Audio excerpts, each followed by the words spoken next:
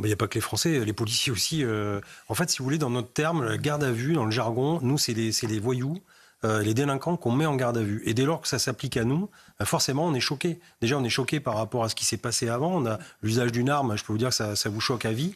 On n'est jamais préparé à neutraliser quelqu'un. On ne dit pas tuer, on dit neutraliser, parce que si la personne est blessée et qu'elle ne réagit plus et qu'elle arrête son élan, donc nous, ça nous va bien, effectivement.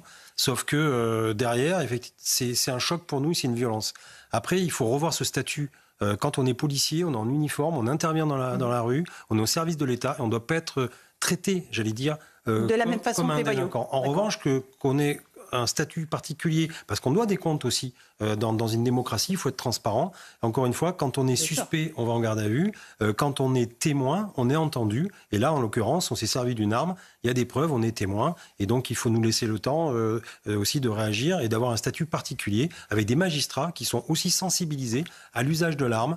Quand vous intervenez, vous avez ce qu'on appelle un effet tunnel. Avec le stress, vous perdez 70 à 80% de la vision périphérique. Vous êtes, enfin voilà, c'est vraiment particulier. Et les magistrats qui n'ont jamais tiré dans un endroit confiné ou même avec un grand pic de stress en mode dégradé ne peuvent pas comprendre ce qu'on vit. Oui, alors sur le principe, je suis d'accord avec vous, sauf que nous, encore une fois, c'est très choquant. Alors, on peut avoir une retenue judiciaire, mais on ne peut pas retenir quelqu'un de plus de 4 heures.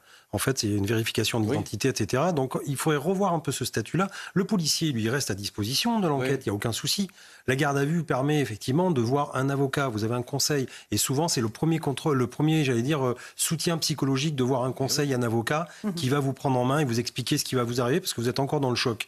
Et de voir un médecin aussi. Mais en fait, ce qu'on demande, c'est changer ce statut. On peut l'appeler différemment, on peut rester à disposition de la justice, ce qui est normal, mais ne pas utiliser ce terme garde à vue, où on est dans une cellule. Des fois, il y a des collègues qui sont dans une cellule. Là, on met, je suis désolé, les personnes qu'on interpelle. Alors oui, c'est pas une détention provisoire, ça c'est l'autre acte au cas où après, mais quand même, c'est un sacré choc psychologique pour le policier.